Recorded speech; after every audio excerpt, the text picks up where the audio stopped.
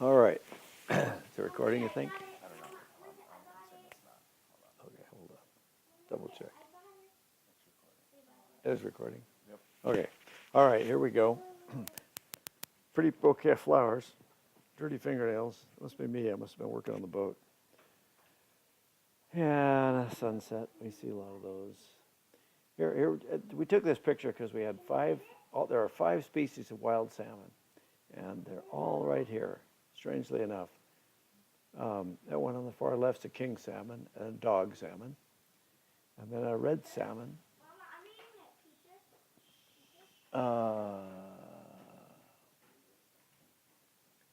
No, third one is silver salmon, and the fourth one's a red salmon, a little bit of a watermark red salmon. The last one's a pink salmon. Anyway, there they are. So now you know. And of course, that's halibut, and that's an octopus, which is actually one of the yummiest things that halibut like to eat. And I've caught halibut before where the halibut swallowed the hook, and the hook got stuck in on an octopus, nearly digested octopus in the halibut's belly. And finally, when I lost the halibut, I came up with the octopus on my hook. And the octopus tentacles were as big around as my wrist. So somehow the halibut managed to get those things, gag those things down. Amazing. Again, back in Seldovia Post Office. The thing I remember most about the post office, a little rickety building in Seldovia, made out of old logs, which were sort of rotting and sort of being patched up with cement and paint, there was a comic book stand in the post office, and that was my first experience with, you know, maybe that's why I never learned how to read very well, because all I had to do was look at the picture and I could get the story. And there's what the high tide looked like at our dock and warehouse in Seldovia, almost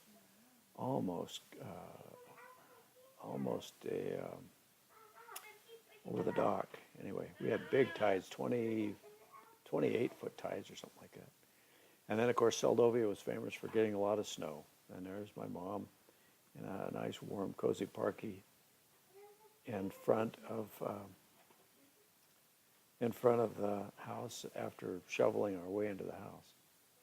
This was from house number 3 in Seldovia, looking towards town over Lake Susan. And that tree you see in the foreground is a tree with all limbs cut off, and that's because somebody had tied a rope climbed up that tree and tied a rope to it. It was on a steep side hill, and that was our swinging tree, and that was the favorite spot in the whole neighborhood. You could push off the bank, swing out around, and then somebody put up a second rope, so now there were 2 ropes. So one day Dennis was on one rope and I'm on the other rope, and we swing out together and we hit each other smack head on right on the outside, and then we swung straight in and smacked into the tree. And we're picking blueberries here. And it's hard to see how many blueberries there were, but oh man, that makes your mouth water just looking at it. And again, more pictures of Seldovia.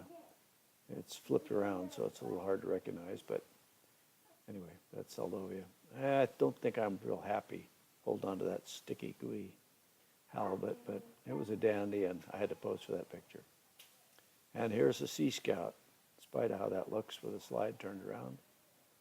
I'm not criticizing the slides being turned around. I'm so grateful that Trevor Manthe did all these slides. What a blessing. And this is herring fishing, I can tell, I think. Why else would I have 2 itty-bitty fish in my hand? Probably a herring. This is a hole in the rock outside Seldovia Bay, and it looks in towards town of Seldovia, and all those roofs in there are canneries. It was a fishing village, and the Sea Scouts in the foreground. Here I am in the Coast Guard, in the back of the Coast Guard cutter Confidence. I think maybe we'll start a sequence of Coast Guards. We had 2 pilots, 2 crewmen, and we were searching for the C-124 that crashed, eventually found it on top of Mount Pavlov. And so the pictures are picture shots from the helicopter of the Alaska Peninsula. This was the cutter Confidence It had a turbine engine and a diesel engine, and I suspect by all the steam that it's running on the turbine right now. We're down by Pavlov Bay on the Alaska Peninsula. Again, that's our helicopter. And I don't know why I took so many pictures of it. Of all the helicopters I've ever seen, it's certainly one of them. Here's another picture of various shots along the Alaska Peninsula. Here is we finally had some clear weather after searching for a week for this airplane. And probably the reason I took this picture, but I'm not sure. I think I'll wait to tell you the story. Okay, there's Mount Pavlov. We found the helicopter on the top of that, we found the C-124 Globemaster cargo airplane flown by the Utah Air National Guard, and 14 people on board, all of which died in a blink of an eye on the top of that mountain at about 9,300 feet. Now, helicopters normally can't fly that high, but if we kept going and low on fuel, we could fly that high. So we finally found the wreckage up there, and I think I took this picture because the wreckage is in this picture, but there were only spots of the wreckage that you could see, and I can't identify the spots now. Don't know where they were. 2 of the engines made it over the top of the summit. It hit right on this little level spot up there, a little bump, level edge. 2 of the engines made it on one wing, made it over the top of the summit, and the engines rolled into balls about 4,000 or 5,000 feet down the mountainside. The other 2 engines impacted into this cliff and then rolled down the front side. We actually found them eventually. We found all the pieces. The only thing that we actually recognized that made us know that there was something up there that didn't belong there was the rear axle of a truck, which had been in the cargo, and we saw the differential and the wheels, dual wheels. It's like, wait a minute, this doesn't belong on the top of Mount Pavlov.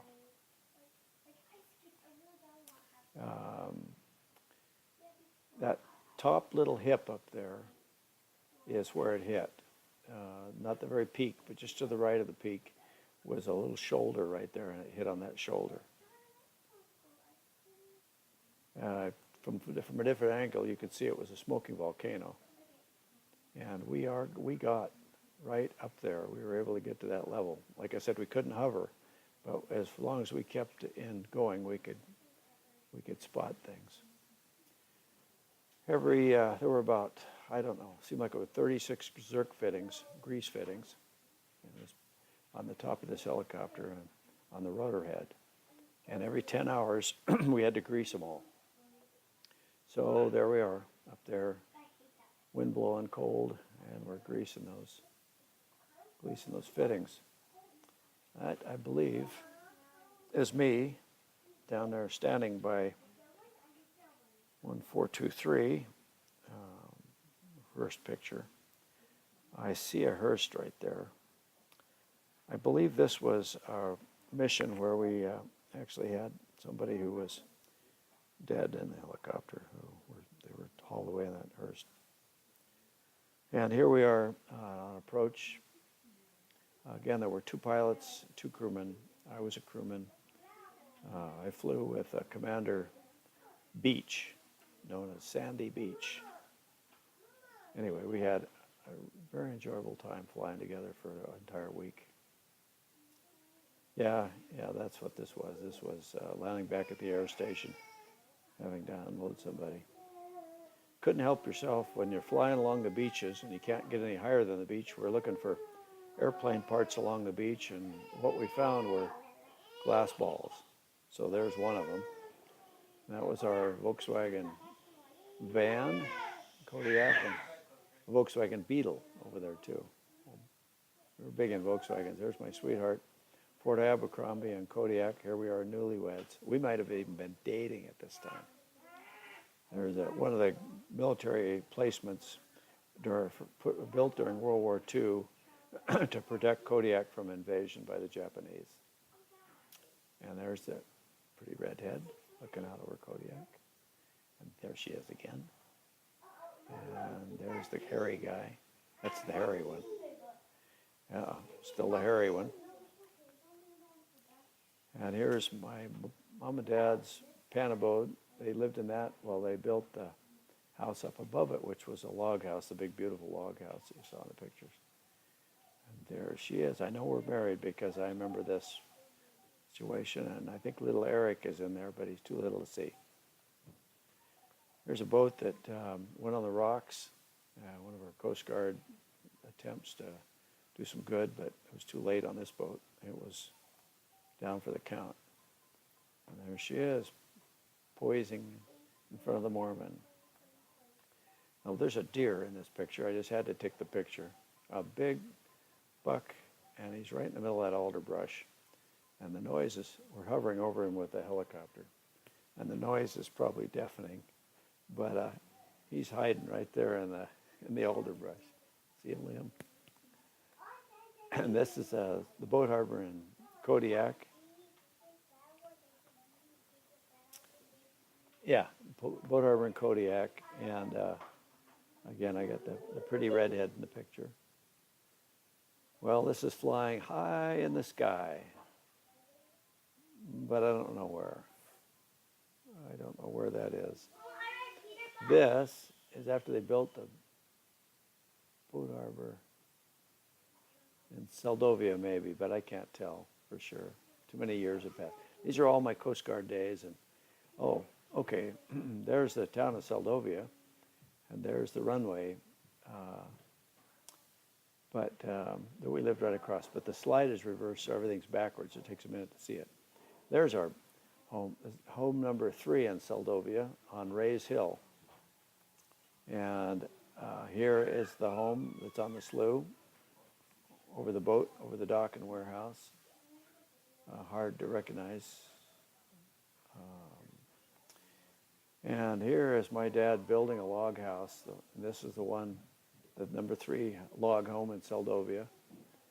And all with a chain hoist and primitive tools, mostly a lot of manpower and a lot of muscle and a lot of axe work. Got really good at that axe. And there it is in the winter, same home. Here it is getting finished, built. It was a really nice home. It's still there. At least last time I was in Seldovia, it was still there. Somebody added another story on it. And the last time I was in Seldovia, only that chimney remained of that home down there. The rest of it has burned. You had a fire in it, and then they finally tore it down. Logs and dragging logs out of the woods and peeling the logs and cutting the limbs off. And there's a handsome couple. Oh yeah, there we go. Musician. Actually, Dad was pretty good with the guitar, but I don't know how he did with that shovel. Big snowfall, had 6 feet of snow one night, and it caved in the roof of the sawmill, which was just below our house on Rays Hill. It's looking right down our walkway, and that was the sawmill. And the neatest place in the world to play as a kid. Oh boy, so many places you could crawl under, over, around, and through, and sawdust everywhere. I'd come home every day with sawdust in my shoes and sawdust in my boots, or sawdust in my socks and in the cuffs of my pants and in my pockets and in my hair and down my neck, and just great sawdust. We went into a place up Cook Inlet and went dry, and it was a Deep Creek was the name of it, and king salmon were going up there to spawn. And so Dad discovered that we wanted to can some up. So Dad discovered that if he got out the 30-06 and shot the king salmon with a 30-06, that maybe we could recover them and can them. Well, it turns out that when you had shot them, they would run themselves up on the beach. It didn't really, the impact, they lost their sense of direction, so they just zoom up on high and dry on a gravel bar and high and dry, and so we just had to go pick them up. And we got enough there to put up some canned fish.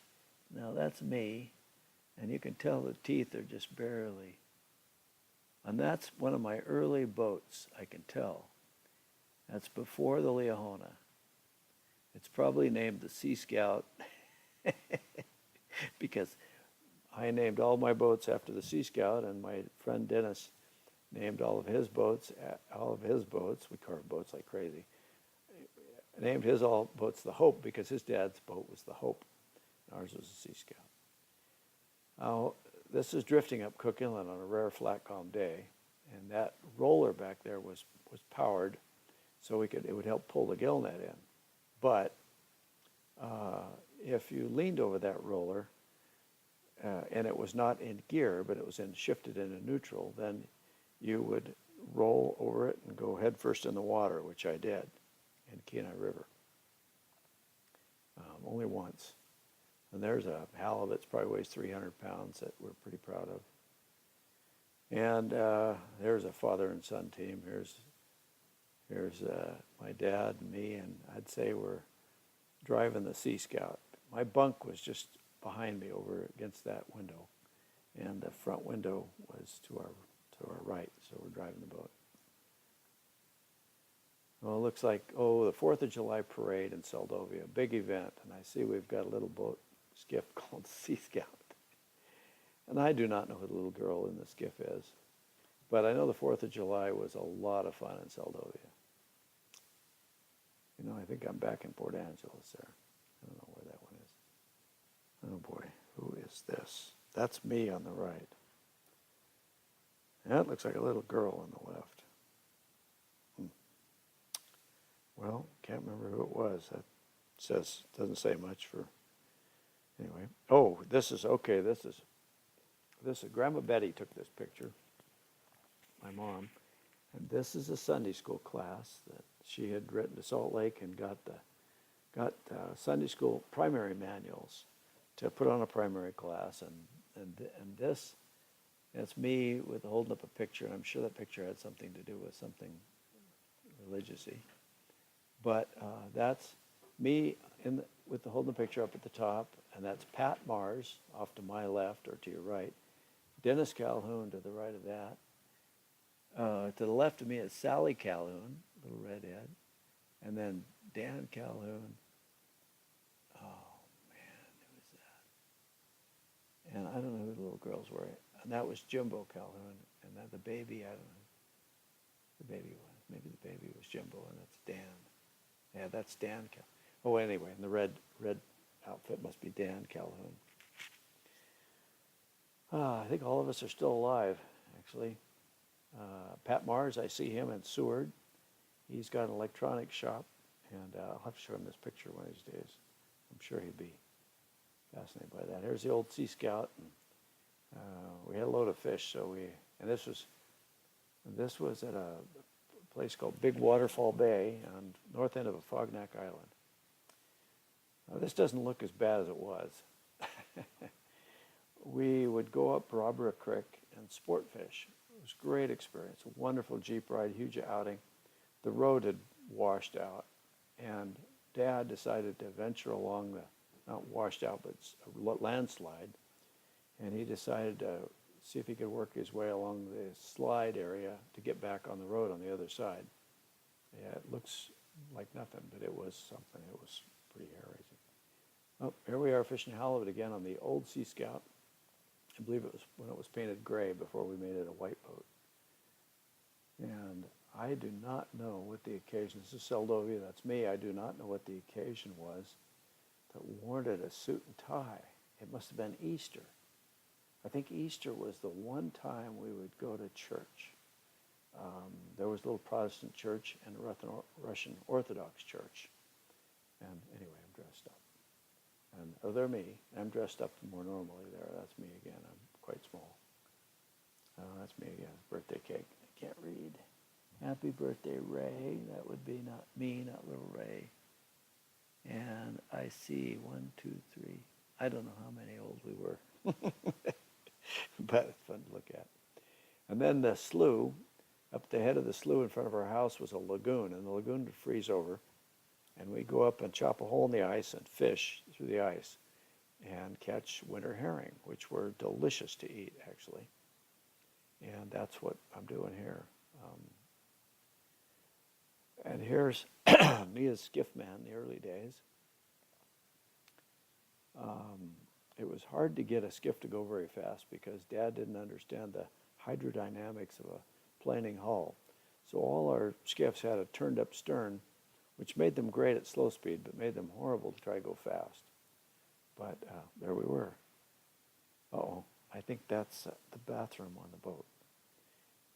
Here's me holding up a couple of halibut. I don't know, I guess I got mom's rain gear on. So I got a little growing to do to grow into it. And this is looking up in the summer, looking up the beach to the homestead, where Dad homesteaded 165 acres in Seldovia. And there's a lot of stories about all this, but more pictures of the homestead. I actually remember the winter pictures of this. I don't remember these summer pictures. But on a calm day, the beach was just like that. I mean, this was a cool place. This was a fun place. And then here we are back at the slough in Seldovia, the warehouse and the dock. And again, as neat as it gets. Oh my goodness. Must be Eric, Jane and Eric. Oh my goodness. And where are we? You know, I think we're at one of the temples. We might be at oh, that's where we are. We're at the Oakland Temple when it was first built. And looking over that area. We bought a brand spanking new Toyota Corona Mark II. And there it is. And pretty good car. And there's Eric in it. And there's Larrick. There it is. Turn it around. There's the temple. Oakland Temple. And there is our touring. What's the matter, Eric? He not happy? Wah, he's not happy. There he's happier. Oh me. Probably count the candles. You can figure out where in the world are we. Oh my goodness. I think we're on the Nunivak. I think that's the wheelhouse or the galley on the Nunivak. It looks like about the right refrigerator. 1, 2, 3, 4, 5, 6, 7, 8, 9, 10, 11, 12. I think I was pushing 30 years old then. Somewhere between 25 and 30 when I had that boat. Wow. Not many pictures of that boat. Here we are in Arizona. Oh, the family has grown. I still have that head of hair. And here we are. And Debbie and Eric and Doug, our cute little family. Oh, here are my days of the Nunivak. 86-foot power scow. The Marine surveyor in Kodiak said, Ray, I got a job I want you to do for me. I got this a boat that went on the rocks, and it has good engines in it, maybe, and a lot of good stuff in it. I want you to, and it's totally destroyed. I want you to rip it apart and get the engines out of it, and I'll pay, I don't know, $10 an hour or something. And I said, wait a minute. I went and looked at the boat, and I said, wait a minute, that boat's way too good to just destroy. And granted, the skegs are broken off the bottom, and the shafts were shot, and the propellers are bent up, and he said, well, why don't you buy it? And I said, buy it? How could I buy it? And he says, I think I can get it for you for about $20,000 or $30,000. I said, where am I ever going to come up with $20,000 or $30,000? And he says, well, you own the Liahona. Why don't you borrow against the Liahona and you can buy the Nunivak? And I did, believe it or not. Probably the only reason I could do it is because a member of the church was a banker in Kodiak. But anyway, he loaned me enough money, and I bought this for $26,000. And had it, and Dan Kachuk worked with me, and we fixed it all up. We sold it for $310,000. And here it is, out here fishing crabs. From up on the top of the mast, looking down at the pilot house. Quite the boat, actually. This, I don't know how the watermelon got into the boat, but see, I see something dangling up there. It's probably from the Nunivak days. Maybe not. Oh my goodness. No, we're back in Sequim. This must be when we moved to Sequim. This is probably the house on Eunice Street, 302 Eunice Street. And that would be Debbie and Eric. No. Wait, I see somebody on the far left who is eating there. That probably ground. That's probably Jane. Anyway, darn, I can't tell. Oh, here we go. There we go. Now it all makes sense. So there we have Eric, Doug, Debbie, and little Lori. What cute pictures. Hey, the Coast Guard again, I guess, that or fly. But I better wrap up this little section. Oh, here it is. I'll end it with this good load of fish. Good load of fish. There's seining, exciting load of fish. And we'll stop this one.